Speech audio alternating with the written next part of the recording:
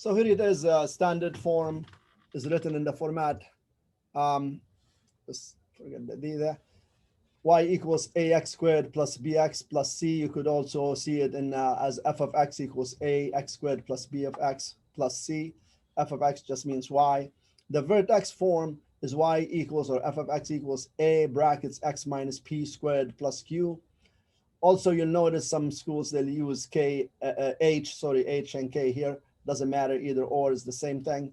So now to change from this form right here to change from standard form to vertex form, you need to find out what p is and what q is. And to find p is negative b over 2a, so that's your b, that's your a. And once you find p, then what you do, you gotta go and find the q, and the q, just do f of p. What does that mean, f of p? That means you take the value of p that you just found, you plug it into the original equation right here, and that will give you what q is. And that's what we will be doing with this example. So let's start off by finding p right here, and p will be negative b, which is negative 8, divided by 2a, which is 2 times negative 2.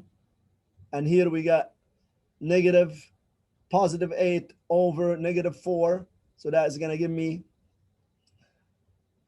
negative 2. And once we find that, then we sub it back into here to solve for q. So once we find p, just go and do f of p, which means just sub in p, the negative 2 for the x's here to find out what y is. So basically we're finding q, which is y basically here, equals negative 2 brackets, x is negative 2, so negative 2 squared minus 8, we sub in negative 2 again for x, plus 15, and that would give me, that's 4 times negative 2 is negative 8, that is plus 16, and plus 15, and that will give me 23. So now it's the vertex form would be y equals a, which we already know here, a is negative 2, x minus p, which we just found out it's negative 2, so that minus negative 2 just becomes plus 2 squared, and then the q is 23. That's how you change quadratic equations from standard form to vertex form. Where here, if you want to know the vertex now, the vertex is always p and q, so vertex would be negative 2 and 23.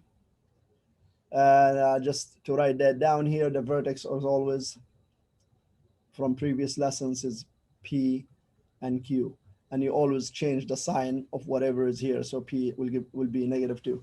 But that's a lot easier to change from standard form to vertex form if you don't like doing completing the square.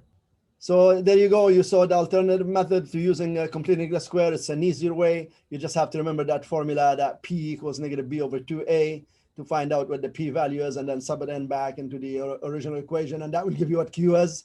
It's easier, faster. A lot of students like doing this instead of completing the square. Completing the square seems to be a little bit complicated. So hopefully this helps you with your tests and your changing into vertex form, where you're going to be graphing parabolas and stuff like that. Again, don't forget to hit that like button, subscribe, share with others so they may benefit. Thanks again. Bye-bye for now.